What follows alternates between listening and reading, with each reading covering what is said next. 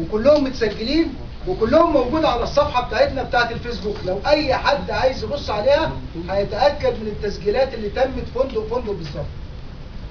اللي انا عايز اقوله لحضراتكم على اللي تم في المرحلة السابقة، ان بعض القطاعات المهتمة او اللي برضه من نطاق اهتمامها العمل او مجال السياحة، او ان السياحة تبقى مستواها محافظ عليه او في انتعاش كامل او محافظين على صناعة السياحة، كان قطاع البنوك.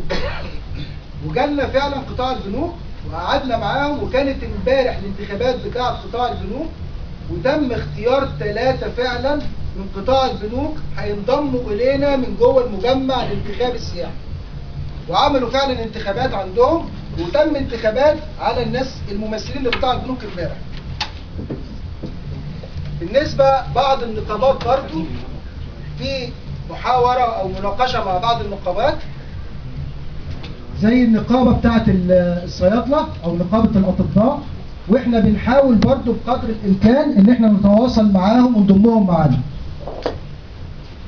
بالنسبة للموضوع، عشان برضو احنا كنا على صفحة التواصل الاجتماعي كنا قلنا بالنسبة للمرأة وذوي الاحتياجات الخاصة، احنا كنا قلنا ان احنا هنضيف على اللائحة بتاعتنا ان المجمع الانتخابي بالكامل هيختار 5 لمقاعد المرأة و3 لذوي الاحتياجات الخاصة بالتعيين.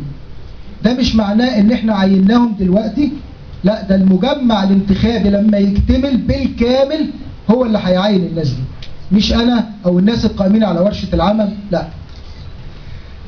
بالنسبة للهيئة العليا، كان جات لنا ملاحظة على الهيئة العليا للمجمع. المجمع الانتخابي دوت بيتكون الناس اللي هتدير هذا المجمع هم الهيئة العليا